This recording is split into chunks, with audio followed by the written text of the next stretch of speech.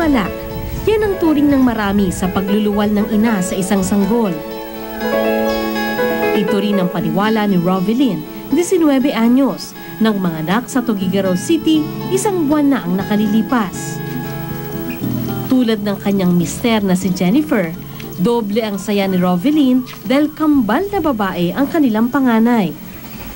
Nung pumunta kami dyan sa sentro, ma'am, sa hospital dyan sa Balesteros, sabi nila, hindi namin kaya dito. Kasi yung isa daw, ma'am, suhi. Punta na lang kayo sa Tuguegarao, mas mura doon ang babayaran. Hindi naman po na ako na CS, normal po, healthy naman po sila.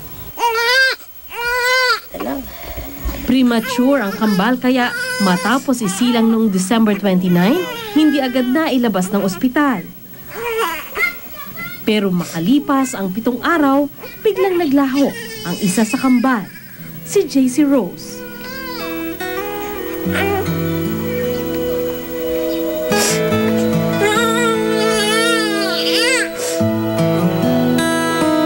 Tanging alaalang naiwan ni JC Rose, litratong kinunan sa pamamagitan ng cellphone ng kanyang tiyahin.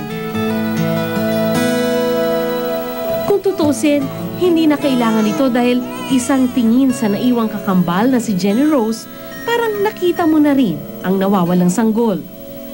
Hindi ako makatulog, palagi akong umiiyak sa gabi. Tapos pag nakikita ko dito, ma'am, naaalala ko na agad yung isa. Pag umiiyak siya, ma'am, umiiyak na din ako, ma'am. Ganun daw yung kambal, ma'am, eh. Pag linalagnat yung isa, linalagnat din yung isa. Nung nandun nga kami sa ospital, ma'am, pag umiiyak na to, umiiyak na din yun, eh. Sabay po silang umiiyak. Wala man sa kanilang piling si JC Rose, ramdam daw ni Rovelyn na magkaruktong pa rin ang kanilang buhay. Kahit nakadede na to po, ma'am, sumasakit pa din yung dede ko. Parang gutom yung isa, ma'am, ganun ang naiisip ko.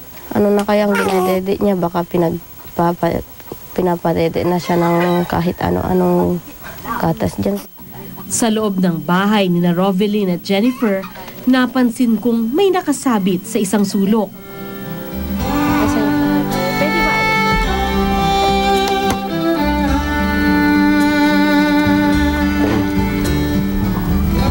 Yung mismo clamp ng susundan. Dalawa to, no? Bali kay JC Rose tsaka kay Jenny Rose. So, bakit pati yung sa kakambal tinatabi nyo pa? Para hindi palagi daw sumasakit yung tiyan. Sabi ng nanay niya, isabit nyo para hindi sila sakitin, sabi naman. Sa ganitong paraan man lang, kahit paano'y napapanatag ang loob ng mag-asawa na ligtas mula sa sakit ang nawawalang si JC Rose.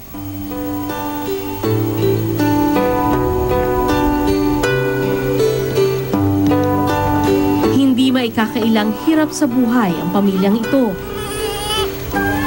Si Rovelyn hindi nakatapos ng grade 6. Si Jennifer naman hanggang grade 3 ang naabot sa pag-aaral. Tagagapas ng damo sa isang palayan si Jennifer. Sa kabila nito, wala raw dahilan para naisin nilang ibigay sa iba ang kanilang anak. Kahit wala kaming kapera-pera, basta kompleto po kami.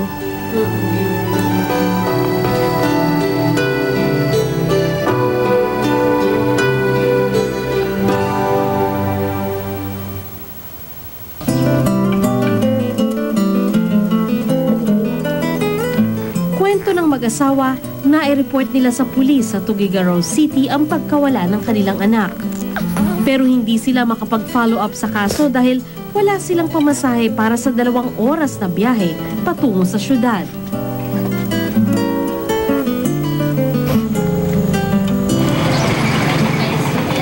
Kaya kasama ang kanilang mga ama, tinulungan namin ang mag-anak na makapunta sa Tuguegarao City.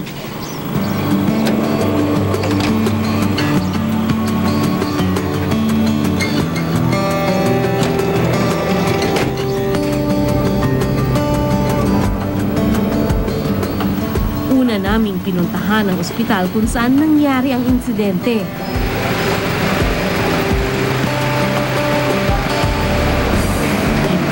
unang pagkakataong makikita muli ni Rovelyn ang lugar kung saan iniluwal ang kanyang anak na si JC Rose. Sa pagkakataong ito, kasama niya ako sa muling paglalakbay, pabalik sa sandaling huli niyang nasilayan ang mukha ng kanyang anak.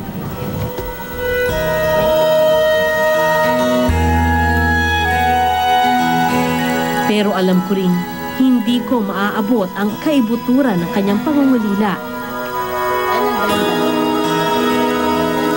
Para sa isang sanggol na kanyang isinilang pero hindi mayayakap at hindi mahahagkan.